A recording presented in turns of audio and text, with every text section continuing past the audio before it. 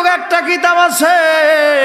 আল্লাহ নবী বিশ্ব নবী রহমাতুল লিল আলামিন আল্লাহর বান্দা যদি নবীজি অথবা কোন নবীজির আহলে পরিবার মানে আহলে বাইত নবীজির পরিবারের কেউ যদি কাউকে গোলাম ঘোষণা করে আল্লাহ তার মর্যাদাও আকাশ পরিমাণ বাড়ায়া দেয়।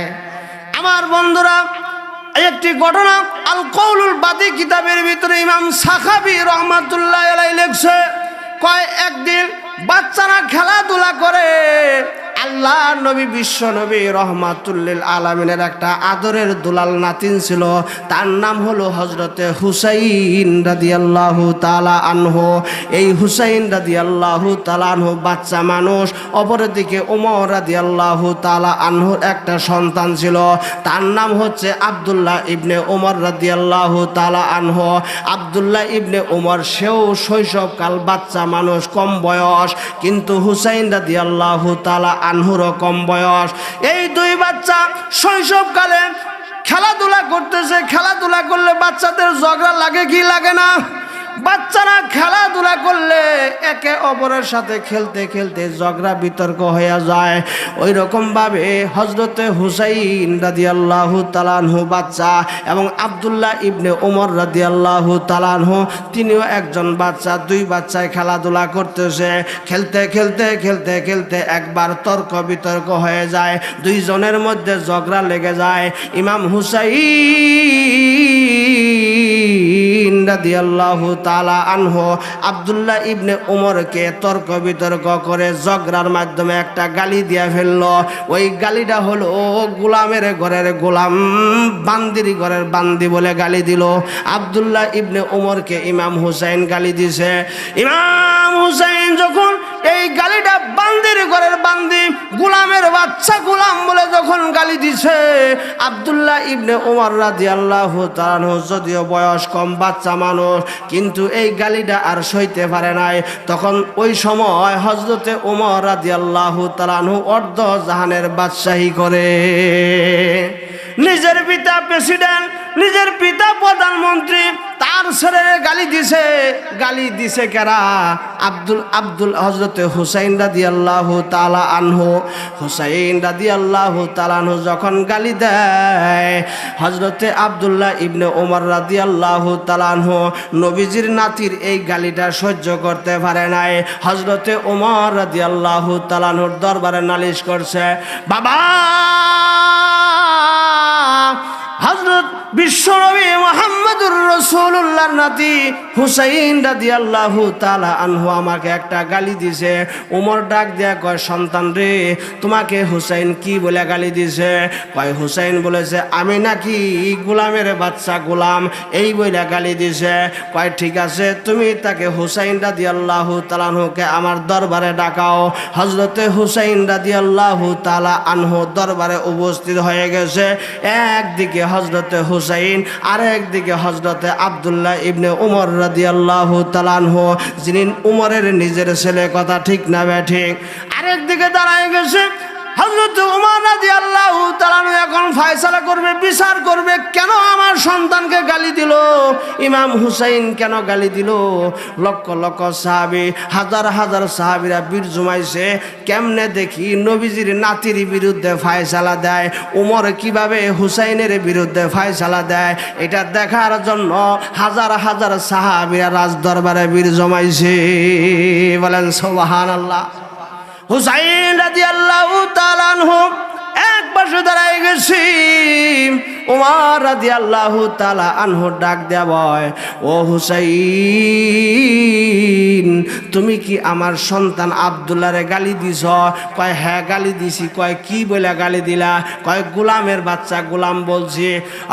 হুসাইন, তুমি কেন আমার সন্তানকে গোলামের বাচ্চা গোলাম বললা? আমি ওমর তো গোলাম ছিলাম না, আমার বাবা যে খাত্তাব ছিল, এই খাত্তাবও তো গোলাম ছিল না, আমার দাদাও তো গোলাম ছিল না, আমার বংশের ভিতরে কেউ গোলাম ছিল না, তুমি কেন আমার ছেলেকে গোলামের বাচ্চা গোলাম বলে গালি দিলা?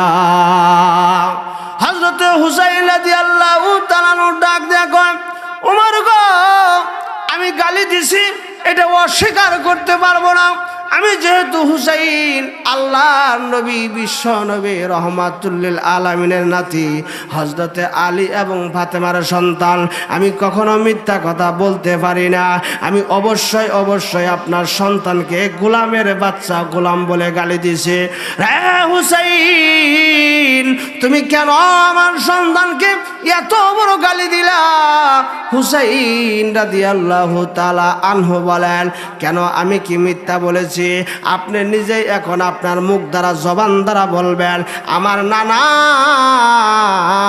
বিশ্বনবী রহমাতুল লিল আলামিন যখন জীবদ্দশায় দুনিয়ার ভিতরে ছিল, তখন কি আপনি আমার নানা জান বিশ্বনবীর গোলাম ছিলেন না?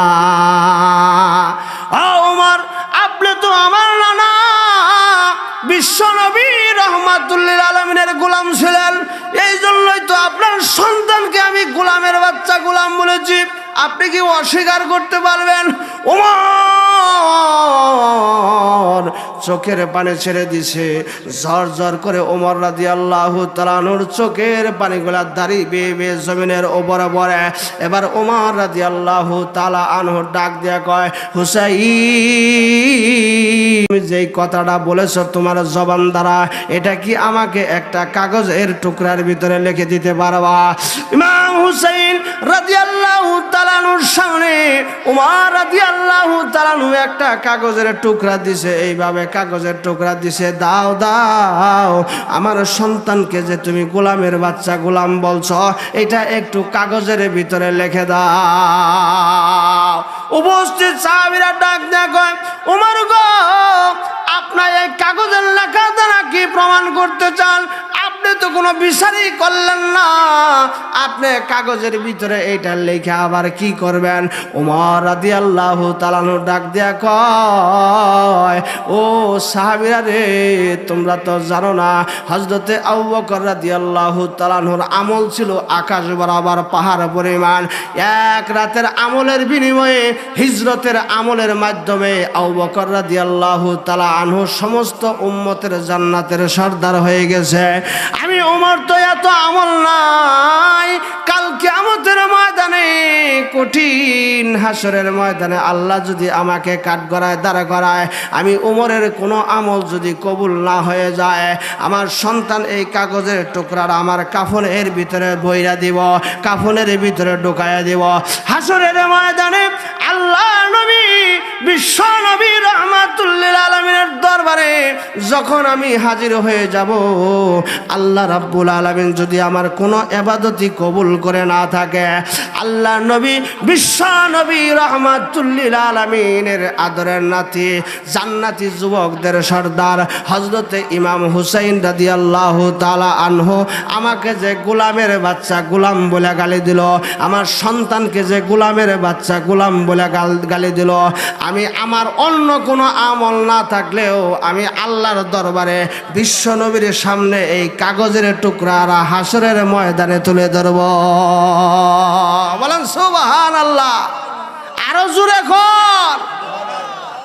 এই জন্য এখানে যে গোলামের কথা বলা হয়েছে যে নবীজির গোলাম, আসলে এটা কিন্তু ওই অর্থে না, ওই যে চাকর বাকর আছে না, দাস দাসী, ওই অর্থে এখানে গোলাম বলা হয়েছে। আসলে মূল গোলাম হলো আমরা আল্লাহর গোলাম। কথা ঠিক না বে ঠিক? আমরা তো আল্লাহর বান্দা, আমরা একমাত্র আল্লাহর বান্দা, আমাদের নবীজিও হচ্ছে আল্লাহর বান্দা। কথা ঠিক না বে ঠিক? আমার ভাইরা, এই জন্য আমি আপনাদের সামনে বলতে চাই, আল্লাহর প্রিয় বান্দা যারা, আল্লাহ রাব্বুল আলামিন তাদেরকে জান্নাতে ঢোকায়া দেয়, তাদের পরিচয় দিতে হয় না। আপনাদের এলাকায় কোনো মানুষ যদি বলে আমি অমক এমপির লোক, আমি মন্ত্রীর লোক, কিন্তু মন্ত্রী তাকে জীবনে চিনেও না, দেখেও নাই, এই লোকটার দাবিটা কিন্তু মিথ্যা দাবি। মন্ত্রী নিজেও তাকে চিনে না, কিন্তু মন্ত্রী এই এলাকায় আইসা যদি বলে অমক আমার লোক, আমার কাছের লোক, তোমরা তার সাথে খারাপ ব্যবহার করো না, তাহলে কিন্তু তার দাম আছে, মর্যাদা আছে। কথা ঠিক না বে ঠিক? হাসরের ময়দানে হাজার হাজার মানুষ মানুষ, লক্ষ লক্ষ মানুষ আল্লাহর দরবারে দাবি করবে, আল্লাহ আমি তোমার প্রিয় বান্দা। সবাই বলবে আমি তোমার প্রিয় বান্দা। আল্লাহ রাব্বুল আলামিন বলেন না না না, নিজে নিজে দাবি করলে হবে না, তোমাদের দাবি করতে হবে না। ওই হাসরের ময়দানে যারা আল্লাহর প্রিয় বান্দা হয়ে দাঁড়াবে, আমি আল্লাহ নিজেই তাদেরকে ডেকে ডেকে জান্নাত দিয়া দিব। আল্লাহ রাব্বুল আলামিন এই কথাটাই কুরআনুল কারীমের ভিতরে উল্লেখ করেছেন। আল্লাহ রাব্বুল আলামিন ডাক দেয়া বলেন, ইয়া আইয়াতুহান নাফসুল মুতমাইন্না ইরজিই ইলা রাব্বিকি রাদিয়াতাম মারদিয়া ফাদখুলি ফি ইবাদি ওয়াদখুলি জান্নাতি। বলেন আল্লাহু আকবার। যখন একজন প্রিয় বান্দার মরণের সময় হয়ে যায়, আল্লাহ রাব্বুল আলামিন ফেরেশতাদেরকে ডাক দেয়া বলে, ও মালাকুল মউত, আমার অমক বান্দারা মরণের সময় হয়ে গেছে, আমি ওই প্রিয় বান্দাটাকে আমি দুনিয়া থেকে আখেরাতে টান দিয়া নিয়ে আসতে চাই, তুমি তার রুহুটা কবজ করে ফেলো। এবার আল্লাহ ডাক দেয়া কয়, রুহু কবজ করবা ঠিকই, কিন্তু একটু বেশ কম আছে। কারণ যখন মানুষের আত্মা কবজ হয়, যখন রুহুটা কবজ হয়, তখন সাকরাতুল মউত, মৃত্যুর যন্ত্রণা আছে না নাই? আল্লাহ ডাক দেয়া বলে, মালাকুল মউত, তুমি যখন তার রুহুরা ধরে টান দিবা, আমার প্রিয় বান্দার রুহু ধরে টান দিবা, মৃত্যুর যন্ত্রণা হবে, এটা আমি আল্লাহ বরদাস্ত করতে পারবো না, সহ্য করতে পারবো না। আমি আল্লাহ একটা অল্টারনেটিভ ব্যবস্থা করব, আমি একটা অন্যরকমভাবে ব্যবস্থা করতে চাই, যাতে করে মৃত্যুর যন্ত্রণা আমার প্রিয় বান্দার না হয়। ফেরেশতা ডাক দেবে, প্রভু গো, কিভাবে সেইটা তুমি করবা? আল্লাহ রাব্বুল আলামিন ডাক দেয়া বলে, মালাকুল মউত, চিন্তা করো না, আমি আমার প্রিয় বান্দার রুহু কবজের সময় আমি কোনো সাকরাতুল মউত, মৃত্যুর যন্ত্রণা আমি দেব না। ও জান্নাতের ফেরেশতারা, জান্নাত থেকে আমি এই মুহূর্তে 500 ফেরেশতার বহর আমি জমিনের ভিতরে পাঠিয়ে দিলাম। ওই বান্দা, আমার প্রিয় বান্দার রুহুটা যখন কবজ করা হবে, জান্নাতি 500 ফেরেশতার বহর, জান্নাতি ফেরেশতাদের বহর ওই বান্দার সামনে দাঁড়ায় থাকবে, খালি খালি দাঁড়ায় থাকবে না। প্রত্যেকটা ফেরেশতার হাতে জান্নাতের সিনারি থাকবে, প্রত্যেকটা ফেরেশতার হাতে জান্নাতের দৃশ্য থাকবে, প্রত্যেকটা ফেরেশতার হাতে খুশবু থাকবে, আতর থাকবে, সুঘ্রাণ থাকবে। এক ফেরেশতা মৃত্যুর সময় গিয়ে সামনে দাঁড়াবে, প্রিয় বান্দার সামনে দাঁড়াইয়া জান্নাতের কামরাগুলা তুলে ধরবে, এই যে তোমার জান্নাত, তুমি যখন দুনিয়া থেকে বিদায় হবে, তোমাকে সঙ্গে সঙ্গে এই জান্নাতের কামরার ভিতরে ঢুকানো হবে। জান্নাতের বড় বড় সুন্দর সুন্দর বালাখানাগুলা ফেরেশতারা তার সামনে তুলে ধরতে থাকবে। আল্লাহ রাব্বুল আলামিন এবার মালাকুল মউতকে ডাক দেয়া বলবে, মালাকুল মউত, এবার তুমি আমার বান্দার জানটা কবজ করো। আমার বান্দা একদিকে জান্নাতের দৃশ্যগুলা দেখতে থাকবি, একদিকে জান্নাতের বালাখানা হুজরা শরীফগুলা দেখতে থাকবে। ওই বান্দার মন এবং ধ্যান ধারণা সব কিছু জান্নাতের ভিতরে ঢুকে যাবে। তখন বান্দাটা আর নিজের রুহু কবজের চিন্তা থাকবে না, নিজের বডির কোনো চিন্তা থাকবে না, জান্নাতের ভিতরে তার মন চলে গেছে। ঠিক ওই মুহূর্তে তুমি তার রুহুটা টান দিয়া জান্নাতের ভিতরে ঢুকাইয়া দিবা। আল্লাহ রাব্বুল আলামিন বলেন, কোন বান্দা, প্রিয় বান্দা যখন ইন্তেকালের সময় হয়, 40 দিন আগে আল্লাহ রাব্বুল আলামিন আকাশের ভিতরে ঘোষণা দেয়, ও আমার ফেরেশতারা, অমক গ্রামে অমক বান্দারে আমি খুব মহব্বত করি, আমি খুব ভালোবাসি, তোমরা আমার প্রিয় বান্দাকে ভালোবাসিও। তাহলে প্রিয় বান্দা হওয়ার দরকার আছে না নাই? প্রিয় বান্দাদের গুণ কি?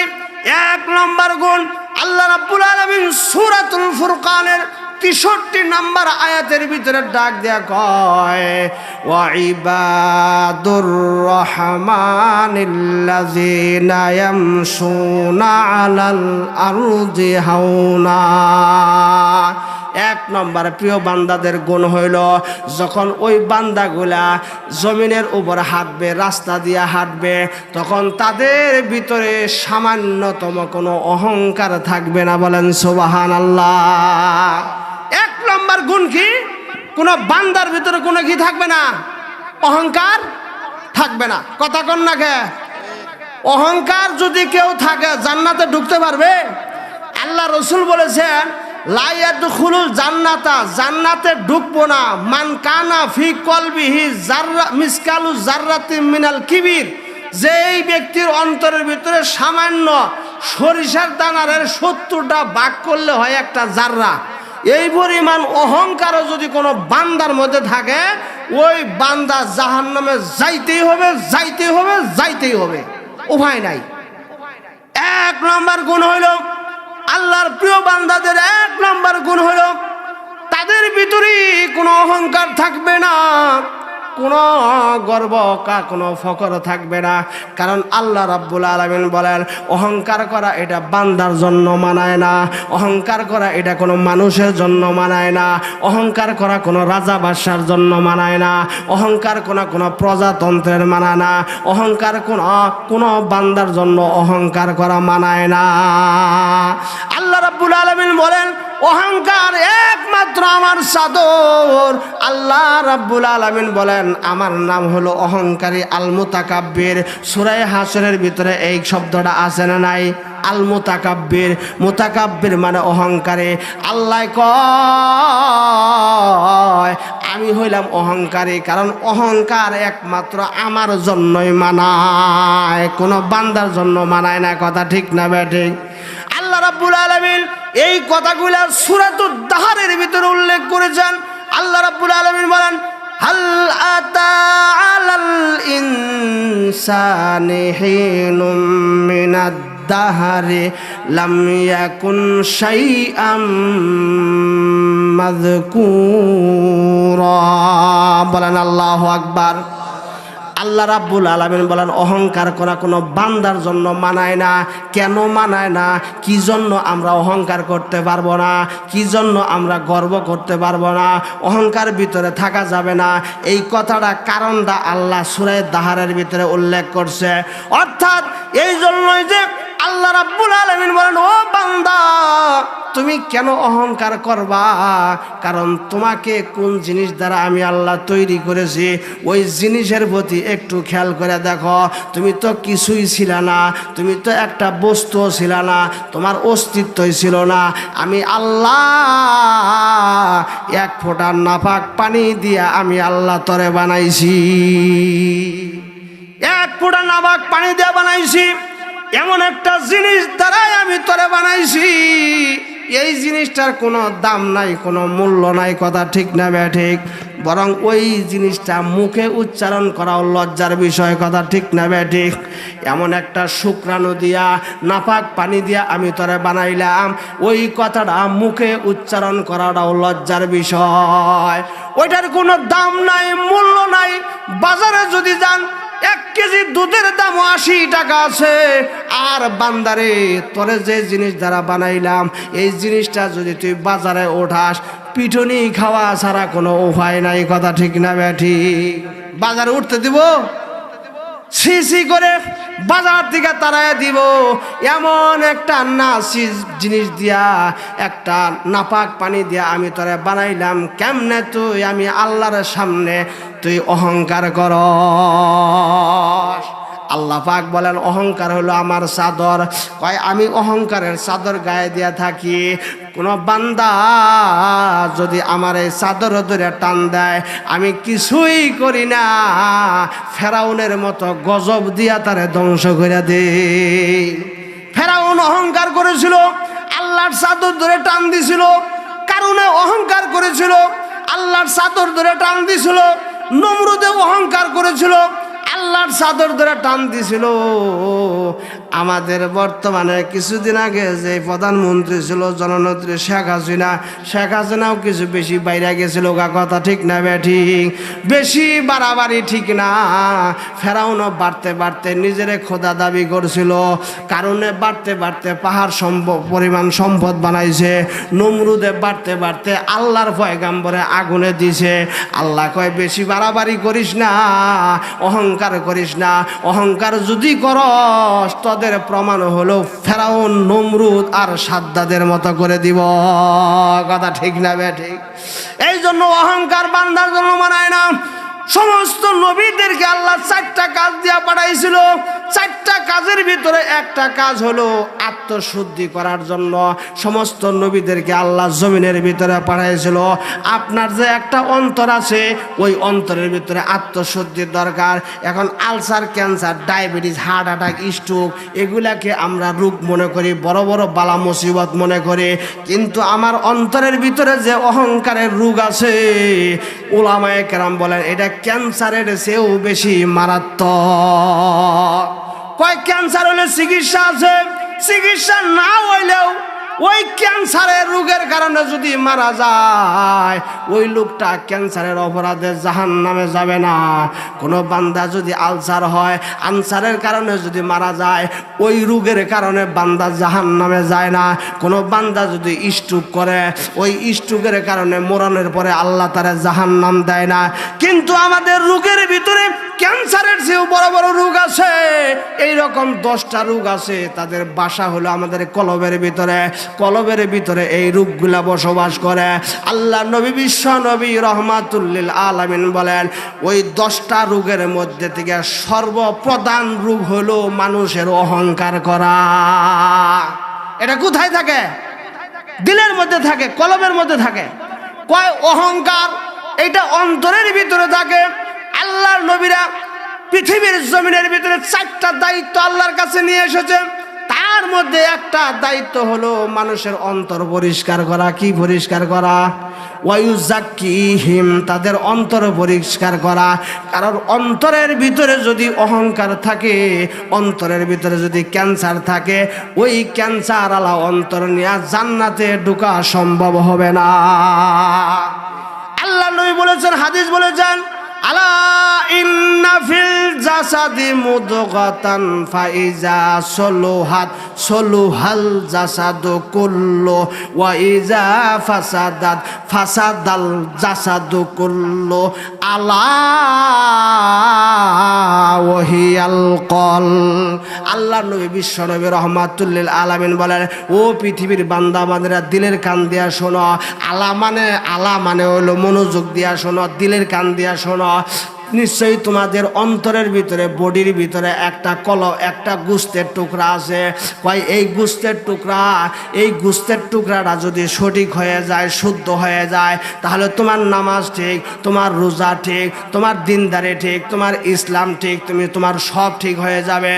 আর যদি ওই মাংসের টুকরাটা যদি তোমার শুদ্ধ না হয়, পবিত্র যদি না করতে পারো, ফাসাদাল জাসাদু কুল্লু, তাহলে তোমার নামাজও ঠিক হবে না, তোমার রোজাও ঠিক হবে না, তোমার তেলাওয়াতও ঠিক হবে না, তোমার জিকিরও ঠিক হবে না। কথা ঠিক না ঠিক? দেখেন না, অনেকে সূরা ইয়াসিন পরে আর দোকানদারি করে ওজনে কম দেয়। মুখে সূরা ইয়াসিন, তল দিয়া ওজনে কম দিতেছে। আছে না এরকম? তার মানে কি, জিকির আছে ঠিকই, কিন্তু তার অন্তরটা পবিত্র নাই। অন্তরের ভিতরে কালেমা আছে, দাগ আছে। কথা ঠিক না ঠিক? অনেকেই আছে সারাদিন নামাজ 5 ওয়াক্তই পড়ে, কিন্তু হাবিজাবি আকাম কুকাম যত করার দরকার সবই করে, একটাও বাদ দেয় না। এর কারণ কি? কয় মুখে জিকির, অন্তরটা নষ্ট। অন্তরটা নষ্ট। অন্তর যদি নষ্ট হয়ে যায়, তাহলে মুখে জিকির ওই দিন কোনো উপকার আসবে না। আল্লাহ রাব্বুল আলামিন এই মর্মে কোরআনুল কারীমের ভিতরে ঘোষণা করেছেন। আল্লাহ রাব্বুল আলামিন বলেন, ইয়াউমা লা ইয়ানফাউ মালুন ওয়ালা বানুন ইল্লা মান আতাল্লাহা বিকলবিন সালিম। বলেন আল্লাহু আকবার। আল্লাহ পাক বলেন হাসরের ময়দানে যাবা, যাও, অসুবিধা নাই। ওই হাসরের ময়দানে যাওয়ার পর লা ইয়ানফাউ মালুন, কয় তোমার সম্পদ কোনো উপকারে আসবে না, ওয়ালা বানুনা, তোমার সন্তানেরাও কোনো উপকারে আসবে না। কয় তাহলে কি উপকার আসবো?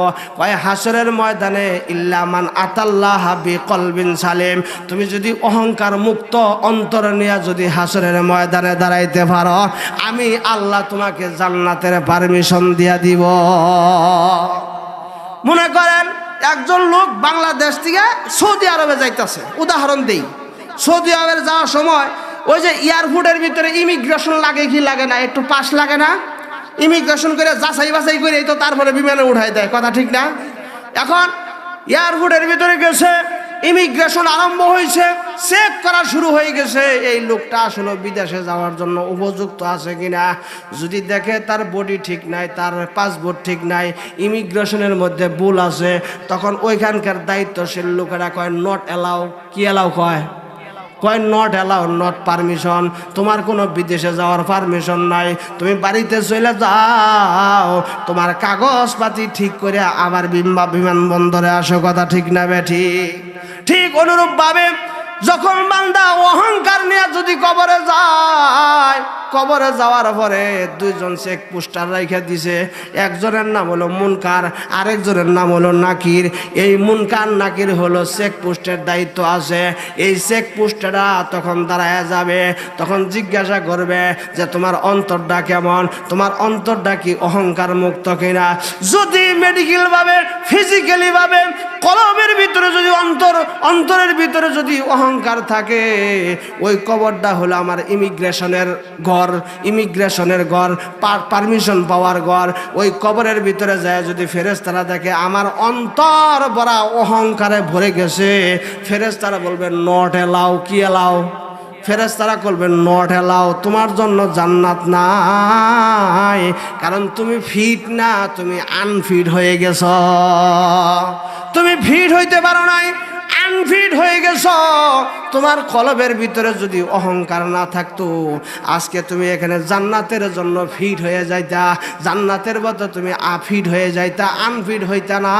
আল্লাহ রাব্বুল আলামিন তখন ফেরেশতাদেরকে ডাক দিয়ে বলবে আলবিসুহু মিনান্নার অফরিসুহু মিনান্নার, কয় জাহান্নামের পোশাক তারে পরায় দে, জাহান্নামের বিছানা তারে বিছায় দে, কারণ এই লোকটা জান্নাতে যাওয়ার জন্য এখন পর্যন্ত ফিট হইতে পারে না।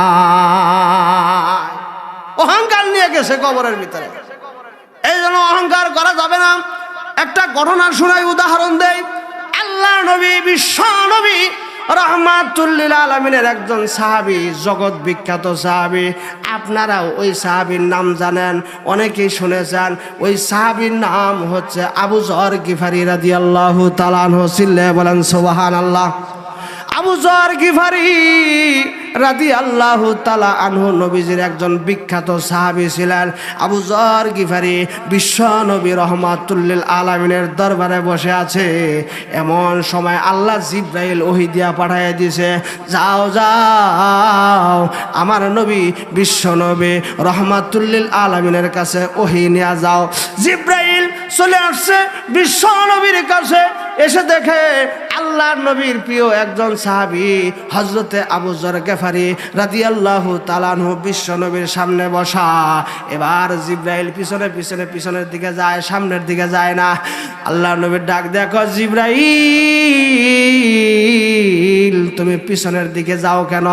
কয় নবী গো, আপনার যে সাহাবীরা সামনে বসে আছে আবু যর গিফারি, এই আবু যর গিফারির সম্মানে আমি পিছাইয়া গেলাম। কয় আবু যর গিফারির সম্মানে আমি পিছাইয়া গেলাম। আবু যর গিফারি যখন আপনার সাথে কথাবার্তা কমপ্লিট হবে, শেষ হয়ে যাবে, আমি জিবরাইল আবার আপনার কাছে আসতেছি। এবার আবু যর গিফারি রাদিয়াল্লাহু তাআলা আনহু বিশ্বনবী রাহমাতুল লিল আলামিনের সাথে কথাবার্তা কমপ্লিট, কথাবার্তা শেষ হয়ে গেছে। আবু যর গিফারি পিছনের দিকে চলে গেল, অমনি হযরতে জিবরাইল আলাইহিস সালাম হাজির হয়ে গেছে। আল্লাহ নবী ডাক দেখুন, জিবরাইল আগে তুমি আমার প্রশ্নের জবাব দাও, তুমি আমার সাহাবী আবু যর গিফারিকে কেমনে চিনো? আবু যর গিফারির নাম উচ্চারণ করে তাকে সম্মান করেছ, আবু যর গিফারিকে তুমি কেমনে চিনো? আবু যর গিফারিকে তো তুমি চিনার কথা না, আবু যর গিফারি একজন সাধারণ সাহাবী, তুমি তাকে কেমনে চিনো? আল্লাহ নবী বিশ্ব নবী যখন এই কথা বলেছি, জিব্রাইল আলাইহিস সালাম ডাক দেয়া বলে, আল্লাহ নবী গো, শুধু আমি কেন আবু যর গিফারিকে চিনব?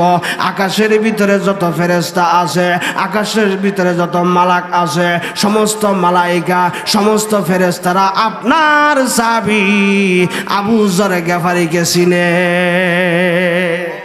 শুধু তাই না, ওগুলো বেশি আল্লাহ রাব্বুল আলামিন আকাশের যত ফেরেশতা আছে সমস্ত ফেরেশতাদেরকে ডাক দিয়া জিজ্ঞাসা করছে, ও আমার ফেরেশতারা শুনে রাখো, আবু যর গিফারি রাদিয়াল্লাহু তাআলা আনহু আমার নবীজি বিশ্ব নবী রহমাতুল লিল আলামিনের একজন প্রাণবন্ত সাহাবী, একজন বিখ্যাত সাহাবী।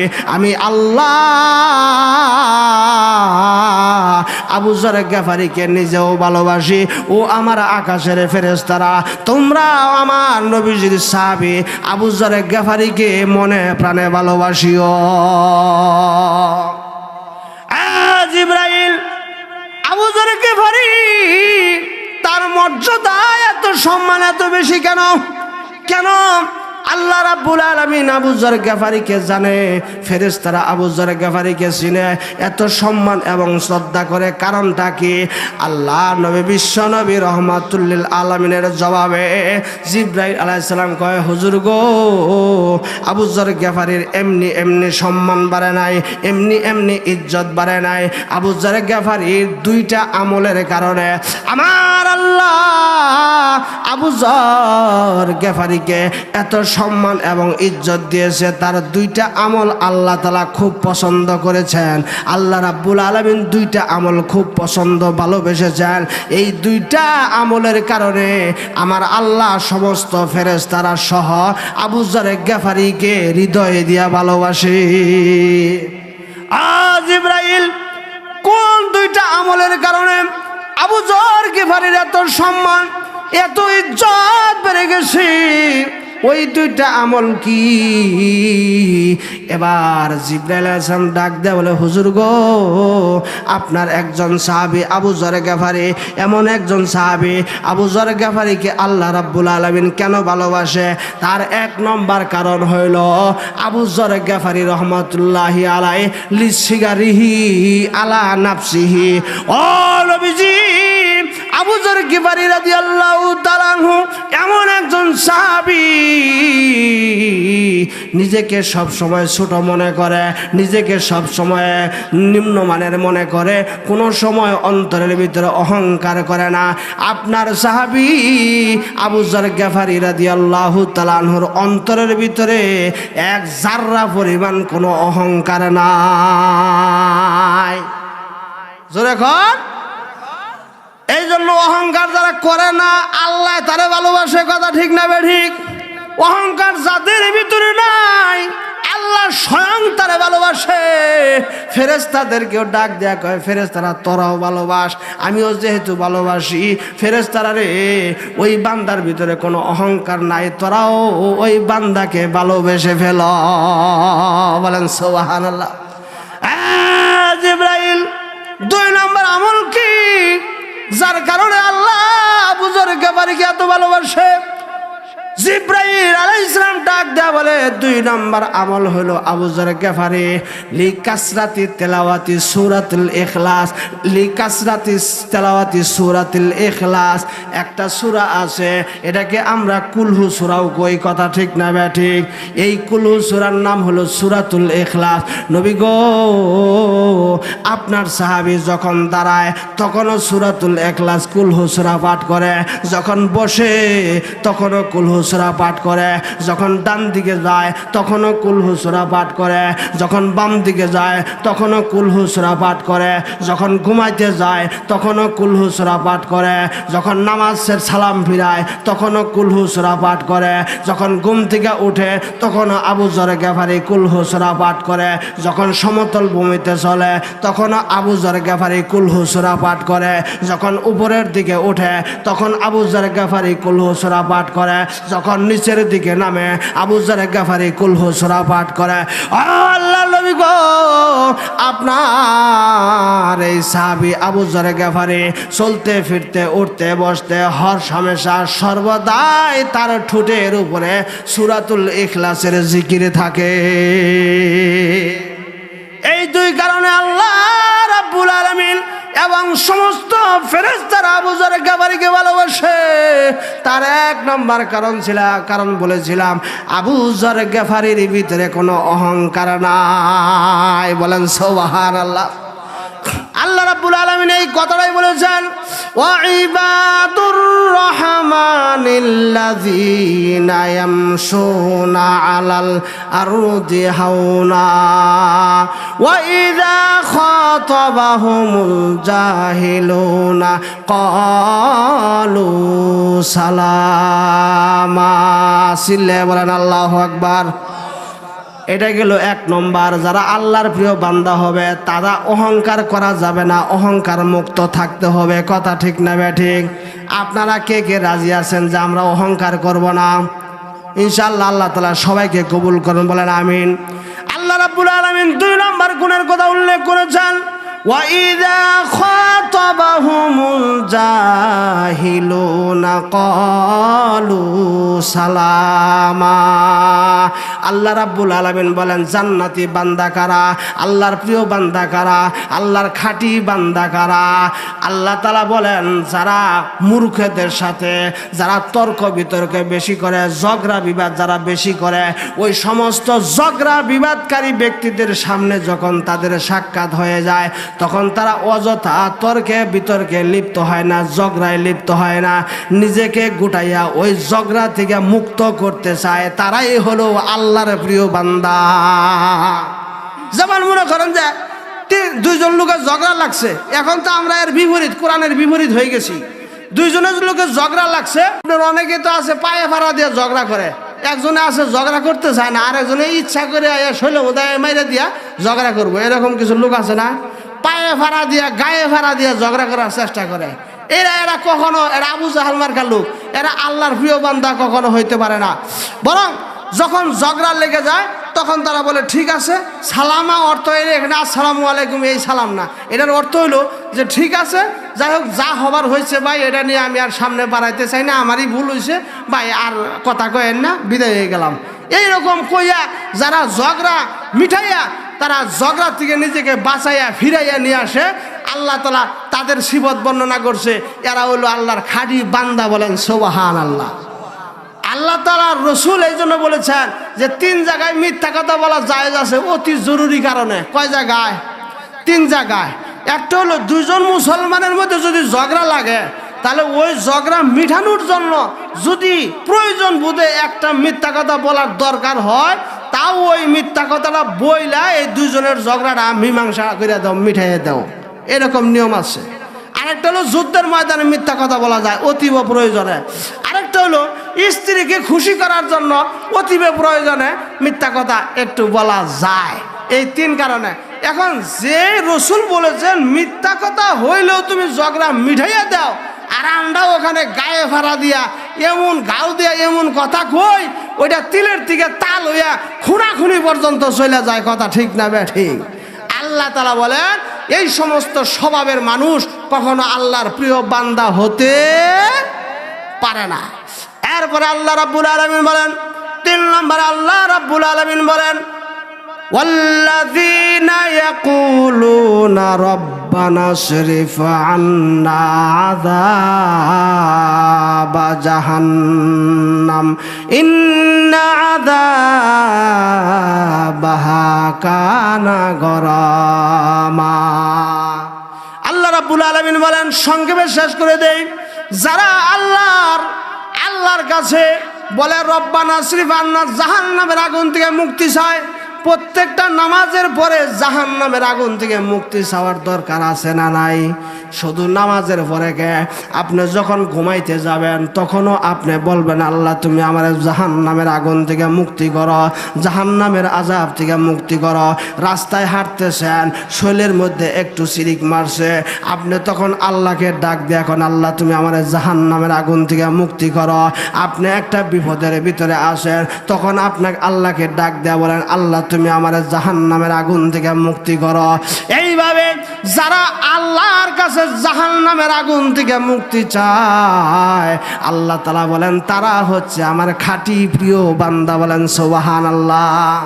আল্লাহ নবী বিশ্ব নবী রাহমাতুল লিল আলামিন বলেছেন যে ব্যক্তি ফজরের নামাজের পরে বলবে আল্লাহুম্মা আজরিনি মিনান নার, কয়বার? 7 বার। আল্লাহুম্মা আজরিনি মিনান নার, প্রভু গো তোমার হুকুম ছিল ফজরের নামাজ, ফজরের নামাজটা আমি পড়লাম, আল্লাহুম্মা আজরিনি মিনান নার, তুমি আমারে জাহান্নামের আগুন থেকে বাঁচাও, তুমি আমারে জাহান্নামের আগুন থেকে মুক্তি করো।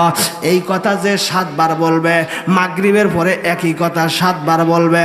আল্লাহ রসুল বিশ্ব নবী রাহমাতুল লিল আলামিন বলেন আল্লাহ রাব্বুল আলামিন ওই বান্দা বান্দির জন্য জাহান্নামের 7টা দরজা বন্ধ করে দিয়া বেহেশতের 8টা দরজা তার জন্য খুলে দেয়।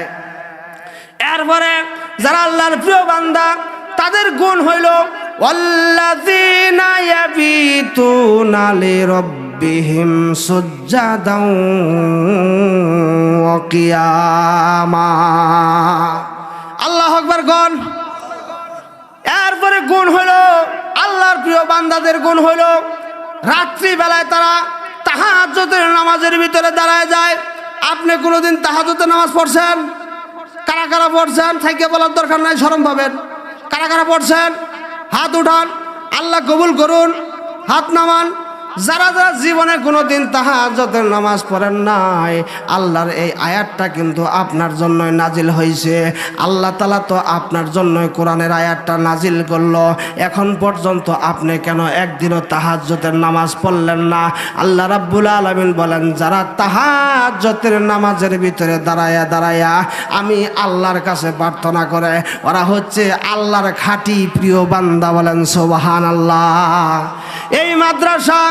এই মাদ্রাসার যারা তালিবুল ইলম, যারা শিক্ষা অর্জন করবে, কোরআন পড়বে, হাদিস পড়বে, তারা রাত্রিবেলা 3টার সময় ওঠে।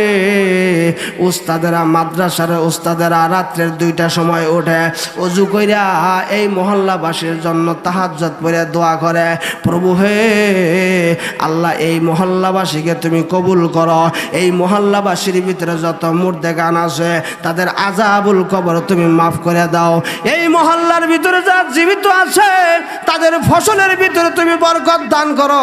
এইভাবে মাদ্রাসার কওমি মাদ্রাসারা পোলাপানেরা তালিবুল ইলমরা চোখের পানি জড়াইয়া জড়াইয়া আপনাদের জন্য দোয়া করেন, আর আপনারা নাক ডাইকা ঘুমান। কথা ঠিক না ঠিক?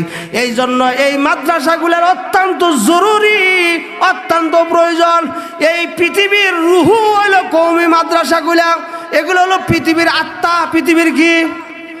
এই কওমি মাদ্রাসা যেখানে কোরআনের তালিম দেওয়া হয়, আল্লাহ রসুল চিনানো হয়, আল্লাহ চিনানো হয়, আখেরাত চিনানো হয়, এই সমস্ত কওমি মাদ্রাসাগুলা হলো দুনিয়ার আত্মা। এগুলা যেদিন বন্ধ হয়ে যাবে আল্লাহ রসুল বলেন দুনিয়ার থেকে এলেম উঠা যাবে, কোরআন উঠা যাবে, তারপরের বিষয়টাই হলো কিয়ামত আরম্ভ হয়ে যাবে। এই জন্য এই মাদ্রাসাগুলোকে মন দিয়ে ভালোবাসবেন, প্রাণ দিয়ে ভালোবাসবেন। ছোট্ট ছোট্ট বাচ্চা কোরআনুল কারীম তেলাওয়াত করি, উস্তাদেরা ডাক দেয়া কয় ও তালিবুল ইলম কোরআনের হাফেজারা ওঠো ওঠো ওঠো ওঠো, তাহাজ্জুদের নামাজের সময় হয়ে গেছে।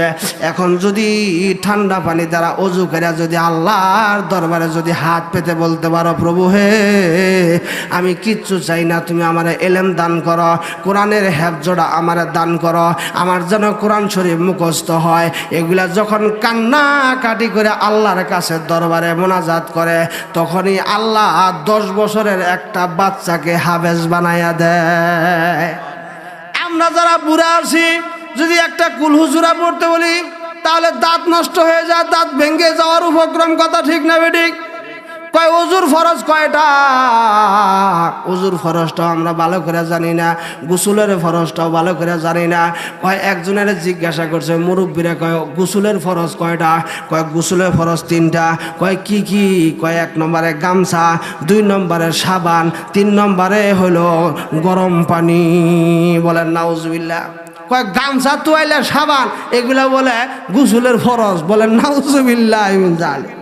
আমরা গোসলের ফরজটা পর্যন্ত জানি না,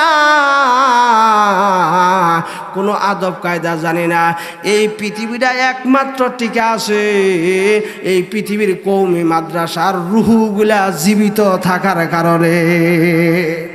যেই দিন এই মাদ্রাসা থেকে কোরআন চলে যাবে, কোরআনের তালিম বন্ধ হয়ে যাবে, আসমানের নিচে কোরআন থাকবে না, ওই দিন আল্লাহ রাব্বুল আলামিন আবু জাহেল মার্কার লোক দিয়া পৃথিবী আবাদ করে কোনো লাভ নাই।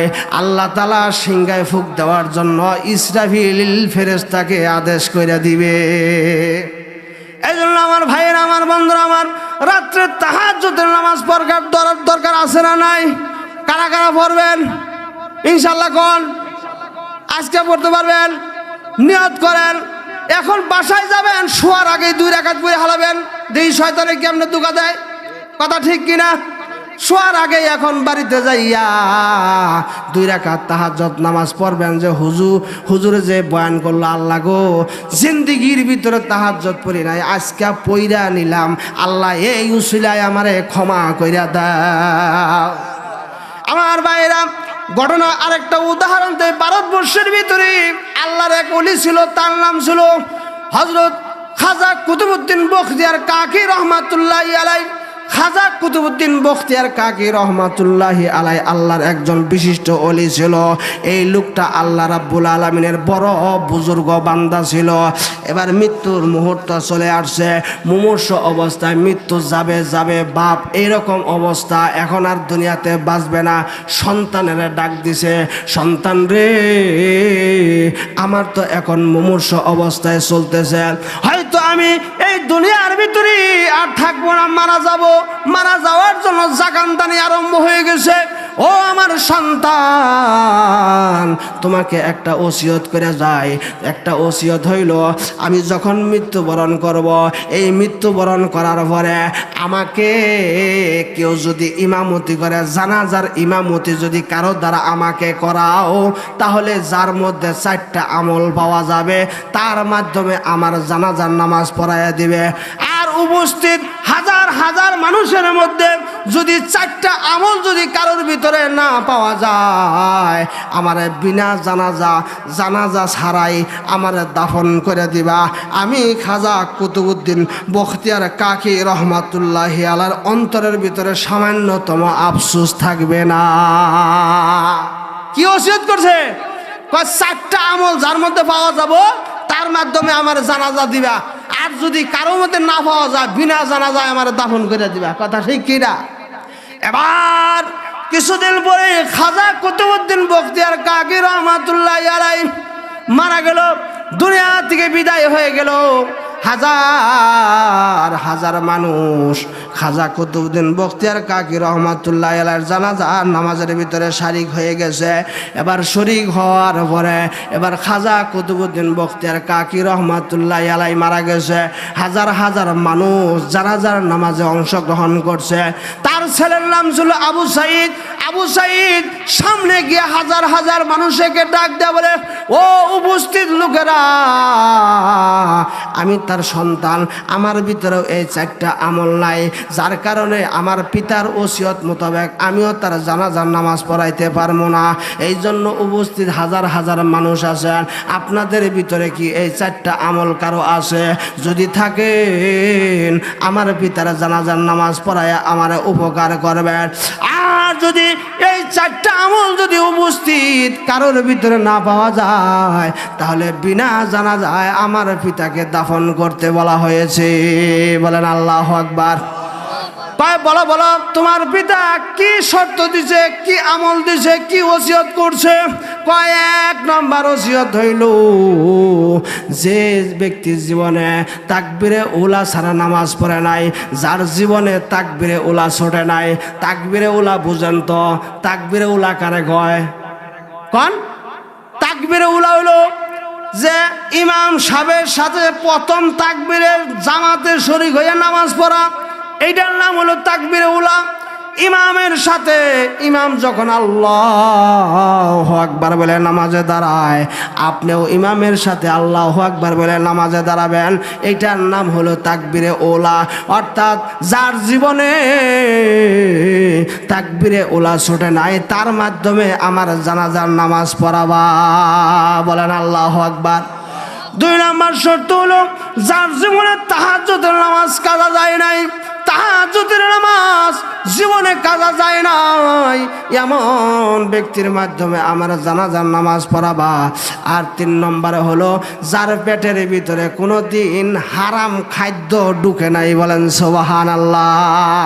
যেই জীবনে হারাম খায় নাই, ওই ব্যক্তির মাধ্যমে আমার জানাজার নামাজ পড়াবা। হারাম খাওয়ার অর্থ কি? হারাম খাওয়া মানে কি?